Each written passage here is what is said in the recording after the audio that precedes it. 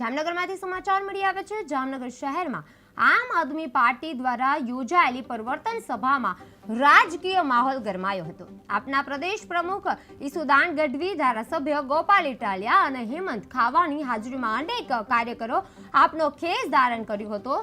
સભામાં ભાજપ સરકાર સામે આકરા પ્રહારો કરતા ઈસુદાન ગઢવીએ શિક્ષણ, આરોગ્ય અને વહીવટી નિષ્ફળતાઓ મુદ્દે સરકારને ઘેરી હતી।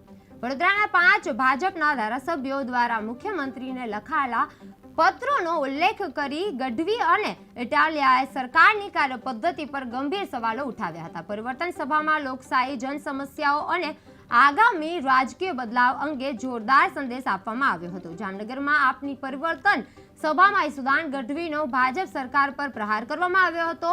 ગોપાલ ઇટાલિયાએ ઉઠાવ્યા વહીવટી નિષ્ફળતાના સવાલો અને ભાજપ ધારાસભ્યોના પત્રે મુદ્દે સરકાર ઘેરાઈ હતી। આપના ખેસ ધારણ કરતા કાર્યકરોમાં ઉત્સાહ જોવા મળી રહ્યો હતો। આજે જામનગર શહેર ખાતે વોર્ડ નંબર 16 માં આમ આદમી પાર્ટી દ્વારા એક જનસભાનું આયોજન કરવામાં આવ્યું। જે રીતે વિસાવદર વિધાનસભાની જીત પછી ગુજરાતભરમાં લોકોને આમ આદમી પાર્ટી સાથે જોડાઈને ગુજરાતમાં પરિવર્તન કરવા માટેની એક આશા જન્મી છે, એક ભરોસો આવ્યો છે। એ જોતા ગુજરાતમાં ઠેર ઠેર આમ આદમી પાર્ટીને અપાર જન સમર્થન મળી રહ્યું છે। છેલ્લા ઘણા સમયથી ગુજરાતના લોકો ભાજપના કુશાસન અને તાનાશાહીથી ભયંકર કંટાળેલા હોવા છતાં પણ કોઈ સારો વિકલ્પ ન હોવાના કારણે મજબૂરીમાં બીજેપીને મત આપવો પડતો હતો।